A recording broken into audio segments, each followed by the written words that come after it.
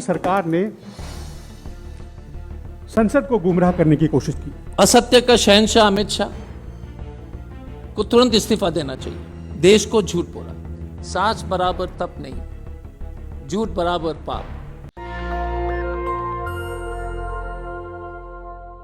सरकार ने संसद को गुमराह करने की कोशिश की। कबीर जी के एक मशहूर पंक्ति है, साच बराबर तप नहीं, झूठ बराबर पाप। तो झूठ और असत्य के शहंशाह श्री अमित शाह ने सदन के पटल में सिर्फ सदस्यों को सिर्फ गुमराह नहीं की, उन्होंने पूरा देश को झूठ बोला। खास नागालैंड के घटना के संदर्भ में जब अमित शाह जी ने घटना के 2 दिन बाद अपनी बयान जारी की, स्पष्ट रूप से इन्होंने देश को झूठ बोला। अब ये घटना जो है, उसके जो है घटनाक्रम को थोड़ी सी मैं जानकारी आपको देना चाहूंगा।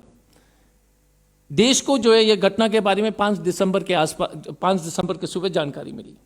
घटना है 4 दिसंबर को 4 और 4:30 बजे के बीच में की घटना है।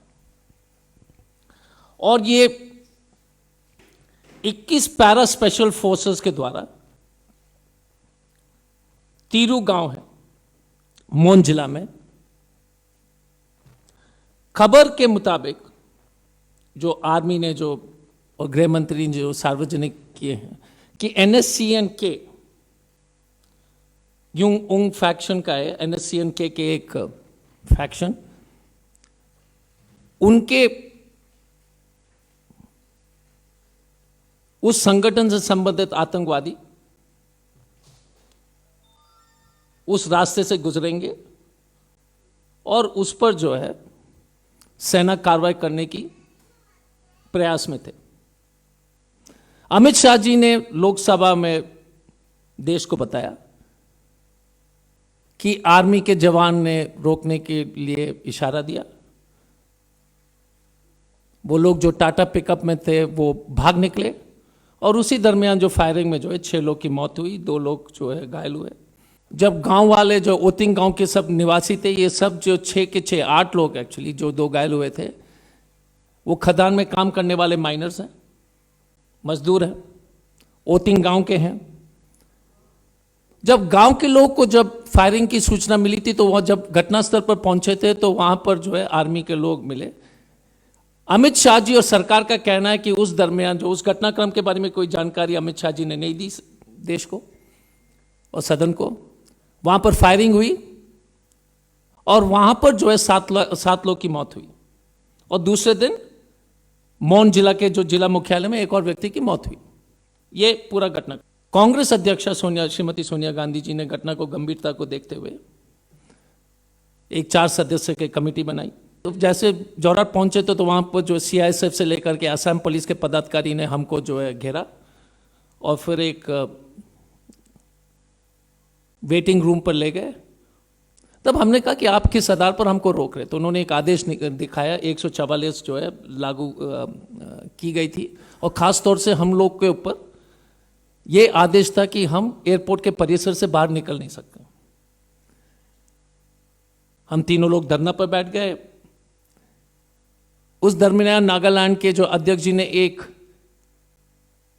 प्रेस रिलीज भी रिलीज किया, एक वीडियो भी रिलीज किया। कांग्रेस पार्टी ने इस जांच कमेटी ने जो पूरी तरह से कानून को जो इज्जत देते हुए, हमने चीफ सेक्रेटरी और DGP को पहले से ही खबर किया था कि हम आ रहे हैं मौन जिला को इसकी जानकारी प्राप्त करने के लिए। रात को किसी तरह से यह सहमति बन गई थी कि हमको जो है डिब्रूगढ़ जाने के लिए अनुमति है, क्योंकि वहां पर 2 घायल लोग वहां पर उपस्थित थे। तो हमने कहा कि कम से कम उनके परिवारजन से बातचीत करके कम से कम कोई जानकारी मिल सकती है। अब हमारे जो आपको जो प्रेस रिलीज मिलेगी उसमें जो परिवारजन का और रिश्तेदार लोग का नाम हम सार्वजनिक इसलिए नहीं कर रहे हैं क्योंकि वो लोग डरे हुए थे। तो 10 बजे 11 बजे रात के आसपास हम डिब्रूगढ़ पहुंचे तो परिवार के सदस्य ने बताया कि असली घटना क्या है। और असली घटना यह है कि गाड़ी आ रही थी टाटा पिकअप, उसमें 8 लोग थे, जैसे एक कलवर्ट पर पहुंचे थे तो सीधे जो है बिना किसी तरह का वार्निंग का गोली चली सामने से, और पीछे से जो है दो बड़ी जो है ग्रेनेड का आवाज लोग बोलते हैं, इनको मालूम नहीं कि क्या था, स्टन ग्रेनेड था कि ग्रेनेड था, लेकिन दो जोर से जो है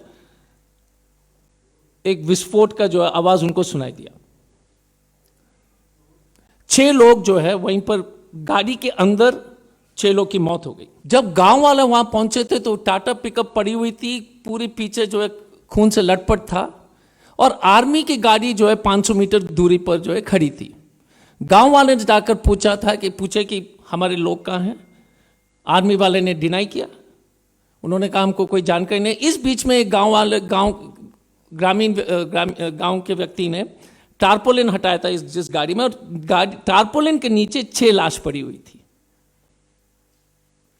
आप कृपया ये बात समझ लीजिए कि टारपोलिन के नीचे 6 लाश पड़ी हुई थी, तो लाश जो है वो पिकअप ट्रक के अंदर नहीं था, पिकअप ट्रक के बाहर कोई खून नहीं है।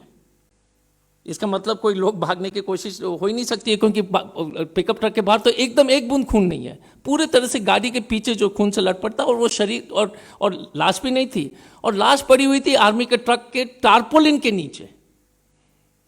तब गांव वाले ने कहा कि भाई साहब यहां तो 6 ही लाश हैं, बाकी 2 का क्या हुआ। उस बैसा बैसी में जो है गर्मा गर्मी हुई, गोली चली, 2 जो है सेना की गाड़ियों को जो है ग्रामीण लोग ने आग लगाया। वहां पर गोली चलने से 7 लोग और की मौत हो गई, उसमें से 1 आर्मी का जवान है और 6 जो है ग्रामीण लोग।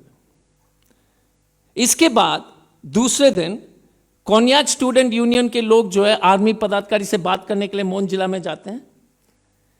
6-7 घंटा जब बात होती है तो ग्रामीण वहां के जो है जिला के लोग और वहां के जनता जो है परेशान होकर के जो है उग्र हो जाते हैं, और कोन्याक स्टूडेंट यूनियन के ऑफिस पर आग लग जाती है, आग लगा दिया जाता है। वहां पर भी पुलिस फायरिंग होता है और एक व्यक्ति की मौत हो जाती है। बट विचित्र चीज इस पूरी घटना में जो है 3-4 चीजें हैं।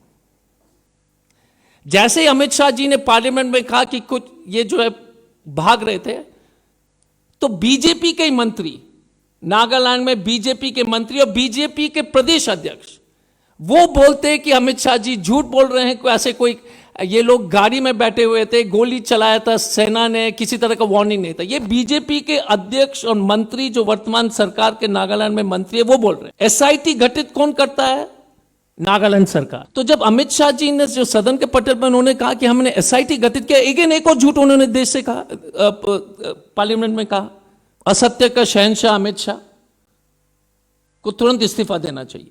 यह है देश के भारतीय जनता पार्टी के होम मिनिस्टर की स्थिति कि 14 लोग की मौत होती है और इनको तनिक से भी शर्म नहीं है। यह है देश के होम मिनिस्टर का जो है असली राजनीतिक चेहरा। नेशनल दस्तक की आपसे गुजारिश है कि अगर इसको बचाना चाहते हैं तो नेशनल दस्तक को सब्सक्राइब करने के लिए रेड कलर के सब्सक्राइब बटन को दबाएं, फिर बेल आइकन की घंटी दबाएं। नेशनल दस्तक को बचाने के लिए बहुत जरूरी है कि हर खबर को शेयर करें, लाइक करें, कमेंट जरूर करें।